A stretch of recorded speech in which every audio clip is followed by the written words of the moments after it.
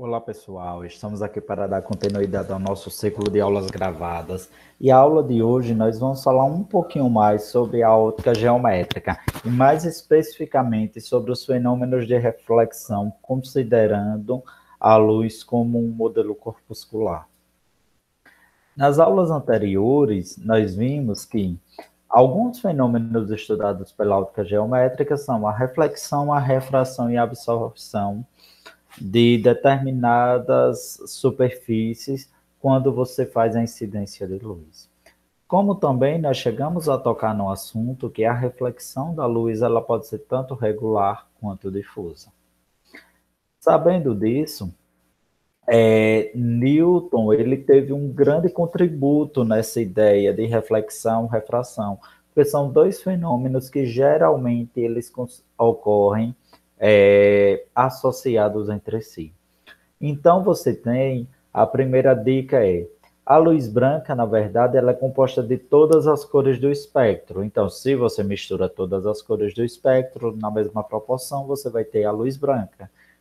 Consequentemente, quando você decompõe a luz branca, você tem a amostra de um espectro totalmente disperso entre si.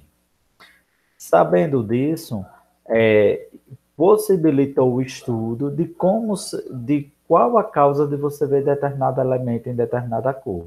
Então, você tem aqui as cores do espectro, você tem um objeto azul, a cor azul é a refletida. Então, seus olhos veem via reflexão. Então, aqui, por exemplo, você tem aqui uma aba que é luz e a outra é roupa. Então, olha, se você tem uma luz branca incidindo sobre o azul, você vai ver azul. Se você tem uma luz branca incidindo sobre o vermelho, você vai ver vermelho. Se você tem uma luz vermelha incidindo sobre o branco, você vai ver vermelho. Se você vê o vermelho incidindo no azul, vê cinza. Se você tem o vermelho incidindo sobre o branco, vê vermelho e assim sucessivamente. Então, a ideia é o seguinte, você tem que o vermelho está em uma zona do espectro, o azul em outra, totalmente diferente. Toda vez que você tiver incidência do vermelho sobre o azul ou do azul sobre o vermelho, você vai ter uma cor puxada para o preto. Toda vez que você tiver no branco, você vai ter a própria cor. Por quê? O branco ele tem na sua constituição nuances de vermelho e nuances de azul. Quando ele for iluminado por qualquer cor dessa, você tem que ele vai refletir a própria cor, ele vai dar, vamos dizer, uma ênfase àquela cor. Já o vermelho ela não tem nenhuma nuance de azul e vice-versa. Então, quando você refletir, vai mostrar uma mistura, que é um cinza arroxeado. Sabendo disso, nós temos alguns princípios da ótica geométrica que a luz, independente da frequência que nós estivermos falando, ela vai obedecer. O primeiro é o princípio da propagação retilínea da luz. Então, no meio homogêneo e transparente, a luz sempre vai se propagar em linha reta. Então, você tem aqui uma luz pontual, essa luz pontual aí ela é divergente porque os raios vão se afastando aí na propagação. E se você coloca, por exemplo, um anteparo aqui, você vai ter que ele vai se propagar de uma forma que vai se expandir, formando um quadrado lá na frente. Ah, professor, por que um quadrado? Porque o quadrado é simétrico. Então você tem que a luz, por ela estar se propagando em linha reta, a projeção dela sempre vai tender a ser, digamos assim, já que é uma fonte pontual aqui, de modo simétrica. Fonte pontual é aquela onde você não consegue delimitar suas regiões. Por exemplo, um laser é uma fonte pontual, porque ele sai toda de um mesmo ponto. Então, o principal exemplo é a câmera escura. A câmera escura, ela serviu como base para o desenvolvimento do que nós chamamos de máquinas fotográficas, projetores, entre outros. Então, você tem aqui, olha, que o tamanho da imagem sobre o tamanho do objeto é igual à distância da imagem até o anteparo, que é esse pedaço aqui, dividido por a distância do objeto até o anteparo. Então, olha, é o seguinte, você tem lá uma forma aqui, uma vela em determinado tamanho, O, porque ele é o objeto, e ele está a uma distância aqui. Então, você vai ter que, quanto mais distante for esse tamanho aqui, maior você consegue projetar. Ah, professor, qual é uma consequência disso? Se você vê lá o projetor, por exemplo, de um cinema, ele é minúsculo e ele consegue projetar a tela em grande tamanho. É uma aplicação de câmera escura. Então, qualquer maneira que seja projeção de imagem de um modo geral, ela é feita através da ideia de câmera escura. Então, aí, aqui é uma foto de um cinema antigo, e o cinema ele é datado do início do século XIX, né? Então, a ideia é o seguinte, olha, você tem aqui a ideia da propagação retilínea, e essa propagação retilínea é o que permite você ter uma projeção de uma imagem maior. Característica, propagação retilínea da luz. Consequência, câmera escura, que é o objeto. Aí é uma trigonometria pura. Você, tipo, só relaciona através do teorema de Thales o tamanho dos objetos. Quanto mais distante, você tem que maior é o tamanho do objeto que você projeta. Então, isso daqui permite o que nós chamamos de ângulo visual. Por exemplo, eu estou vendo aqui o computador porque eu estou em determinada distância. Caso eu me aproximasse aqui da tela, ao ponto de ser milimetrado, eu teria um menor ângulo visual, porque eu não conseguiria encaixar toda essa imagem dentro de meu olho, aproximadamente isso falado. Quando você está vendo de longe as coisas, você perde definição, que é a acuidade visual, mas você tem a sensação de tamanho projetada. Então, olha, tem algumas determinadas distâncias onde você consegue ver os elementos, ou seja, eu estou sentado a aproximadamente meio metro do computador. Então, eu tenho que aqui é uma sensação de tamanho real. Se eu distancio, por exemplo, eu coloco esse meu computador a 10 metros de distância, eu não consigo ler o que está aqui, porque diminui a minha acuidade visual, ou seja, eu vou ver tudo bem pequenininho. Mas se eu aproximar também, se eu colocar até lá 5 centímetros de meu rosto, eu vou ver tudo muito grande e eu também não vou conseguir ler porque tá tipo, não, o meu ângulo visual não está enquadrando toda a imagem. Então, o ângulo visual é a forma que você vê a imagem, é onde você consegue ver a imagem de forma mais nítida e de melhor definição. Então, você escrevendo a mais ou menos um meio metro entre seu rosto e o caderno. É um ângulo visual, ou seja, ângulo visual é a abertura. Então, olha aqui, eu tenho um ângulo visual que vê aproximadamente essa região aqui da minha frente, olha, aqui abrindo os braços, então de forma de 45 graus para meu corpo. Então, eu não consigo ver o que está atrás da minha cabeça de modo direto. Então, essa parte aqui atrás da minha cabeça, ela não faz parte do meu ângulo visual. O ângulo visual é tudo aquilo que eu consigo enquadrar olhando naquela direção. Então, isso daqui, a ideia de visão e da reflexão, ela consegue determinar um segundo princípio da ótica geométrica, a reversibilidade da luz.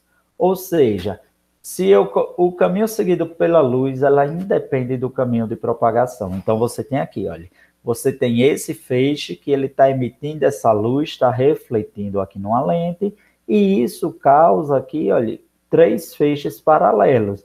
É uma fonte de luz aqui que forma um feixe cilíndrico, porque os raios são paralelos entre si.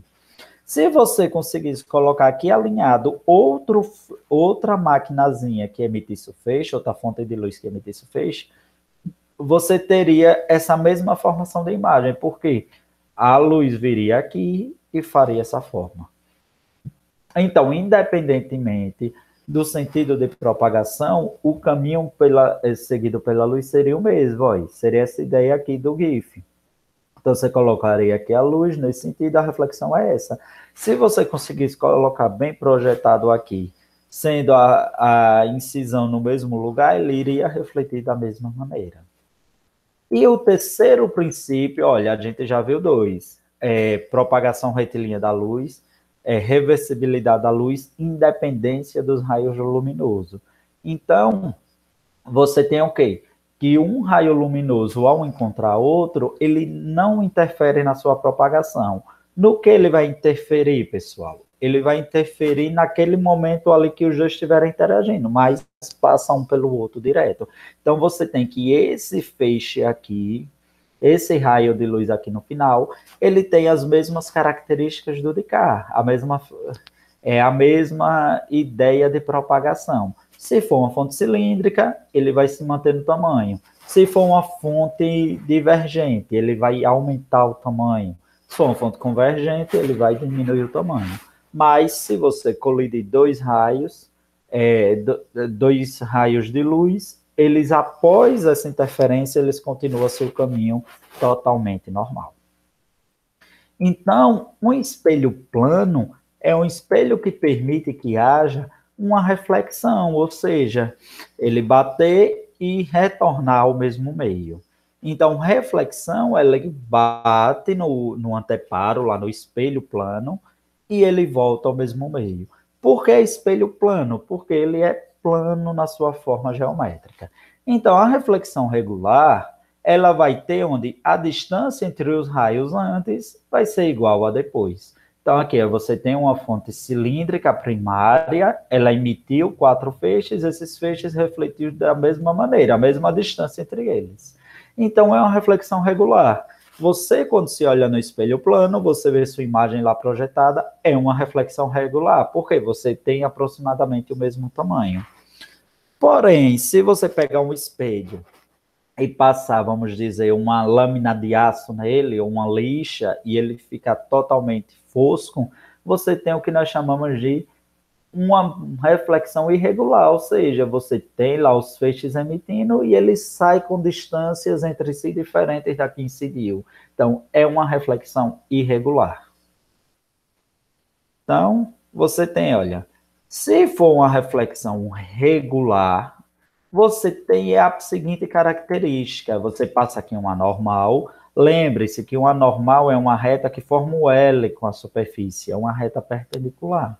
Então, olha, o raio incidente, ele forma um ângulo que é igual ao raio refletido. Essa é a principal característica de um espelho plano de uma refletor. Então, o ângulo de incidência é igual ao ângulo refletido. Então, se eu perguntar numa questão, qual é a condição necessária para você garantir que é uma reflexão regular? O ângulo incidente é igual ao ângulo refletido por o espelho.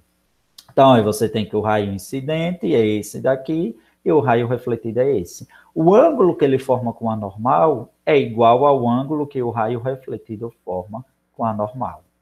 Então, olhe, esses três carinhas aqui são coplanares, ou seja, eles formam um plano de propagação. Você cortar aqui, não tem ninguém inclinado um para o outro. Se você fazer um corte transversal, passa pelos três. Então, a formação da imagem é o seguinte: o observador, está aqui um objeto que está a uma distância do espelho, ele vê esse objeto a uma mesma distância lá dentro do espelho. Então, você tem o quê? Olha, eu estou aqui com o celular nessa posição. Se eu olho no espelho, eu vejo, olha, aqui tem 30 centímetros até o espelho. Se eu ver no espelho, eu vejo uma imagem que ele está a 30 centímetros lá dentro. Se eu aumento para 40, a imagem também se distancia lá dentro do espelho. Então, essa é a principal característica. Quando é um corpo pontual, você não vê nenhuma reversão, você só vê a imagem se aproximando ou afastando. Por exemplo, ao invés do celular fosse uma moeda, você não ia ver muitas definições.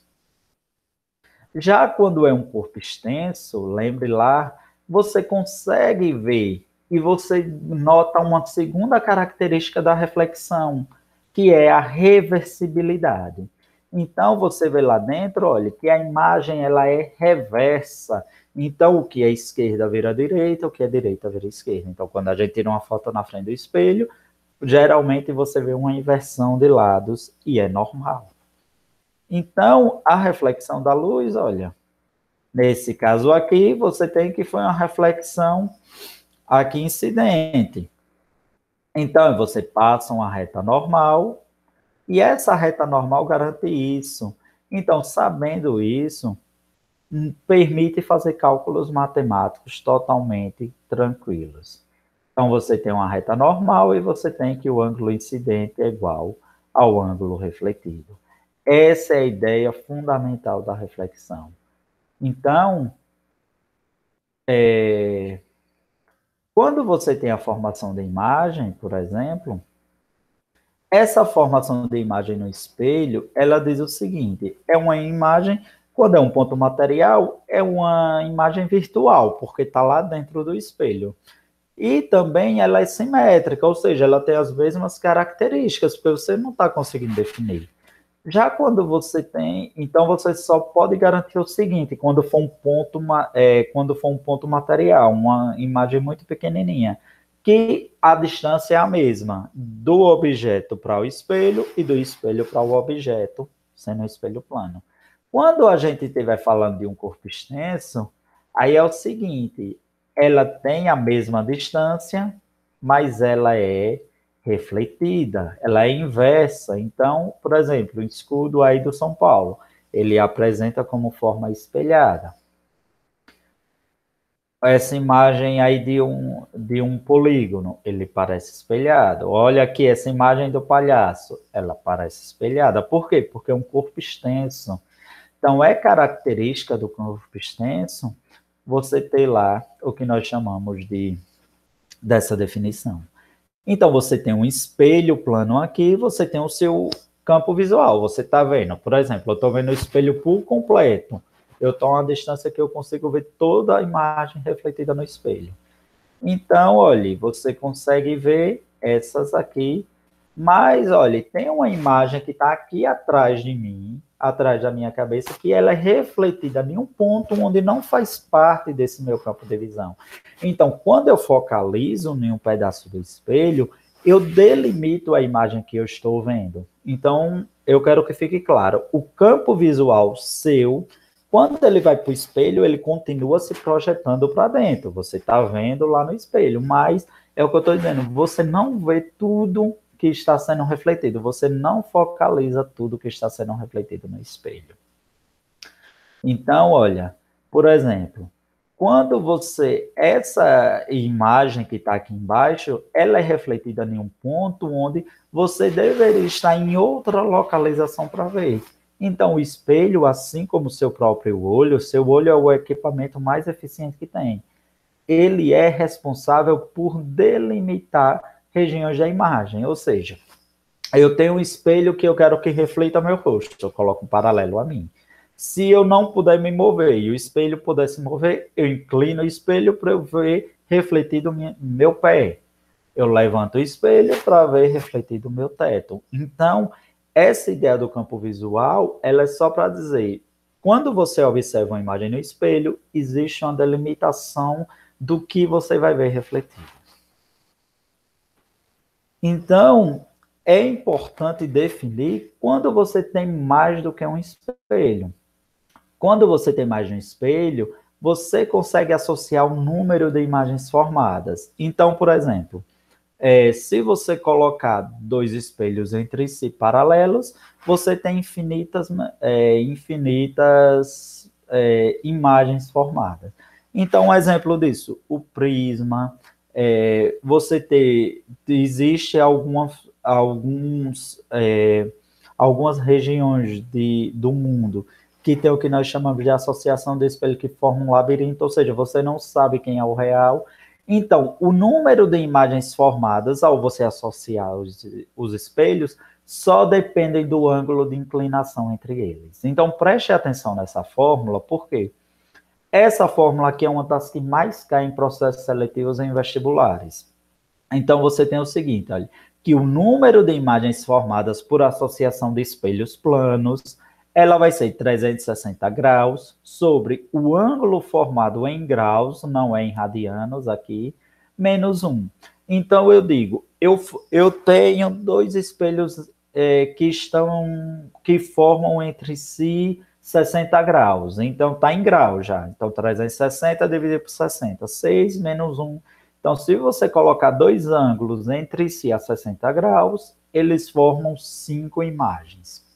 Ah, professor, eu tenho um número de imagens. Se você tiver o número de imagens, você substitui aqui no lugar do N. Por exemplo, eu quero um ângulo que eu coloque dois espelhos planos, onde eles vão ter que formar 4 imagens entre si. Então, 4, coloca aqui no lugar do N, olha. Menos 1 vai para o outro lado positivo, mais 5. Então, quando você multiplicar cruzado, você tem que alfa é igual a, deixa eu ver, 72 graus.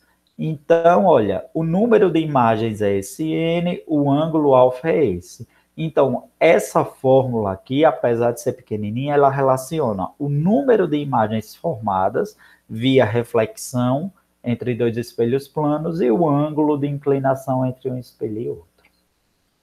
Então, olha, a depender do ângulo que você tenha, você pode formar diferentes imagens entre si. Então, o número de imagens entre dois espelhos planos só depende do ângulo entre eles. Sabendo disso, tem uma atividade disponível no Classroom, como já é de costume. Eu vou continuar de modo síncrono com vocês a partir de agora via WhatsApp. Qualquer dúvida, vocês entrem em contato. Até a próxima aula.